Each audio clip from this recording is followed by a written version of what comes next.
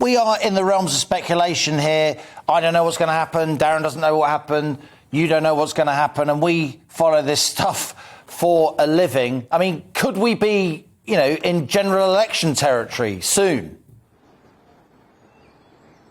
I think it's incredibly unlikely we'll be in general election territory. What most people are speculating about is whether or not we will be in leadership election territory, changing the Prime Minister without changing the Parliament. Now, I think that it's probably too soon to speculate on that issue. Why? Because in just a couple of weeks' time, the country goes to vote. Those local elections on the 5th of May may well be the make or the break for this administration and this Prime Minister. One of the points that is probably saving Boris Johnson right now is there is zero consensus within the Conservative Party as to who might replace him. Of course, the extraordinary news that the Chancellor, Rishi Sunak, is implicated in these fines as well is going to be a significant stumbling block for those that assume that a leadership election could be swift or indeed predictable.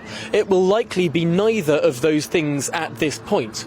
And just one further point on the fact that the Chancellor has been issued a fixed penalty notice as well. It leads the suggestion to be that the particular event that breached those guidelines was a birthday party on the 19th of June in Downing Street, in the Cabinet Room.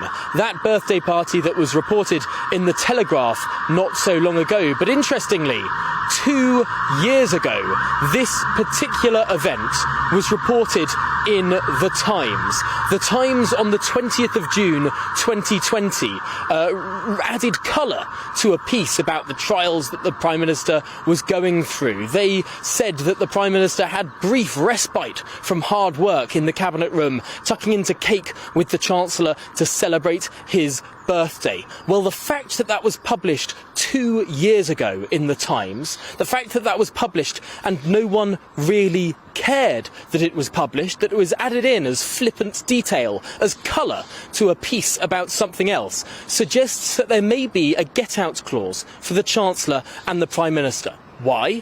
Because the Chancellor and the Prime Minister may not have breached the ministerial code in terms of lying to Parliament if they believed what they did at the time was within the rules. If Number 10 briefed the Times newspaper that this event happened, clearly they thought that that event would have been within the rules, even if the Metropolitan Police now are saying that it breached the rules. Potentially a slim avenue there by which the Prime Minister and the Chancellor could argue that they did not breach that aspect of the ministerial code, that they do not need to resign as a result of that. It's an interesting thing to note that this particular event, this birthday party with that cake in the Cabinet Room, was reported at the time and no one really batted an eyelid. And yet when it was re-reported in the context of the general atmosphere of partygate, suddenly the investigation began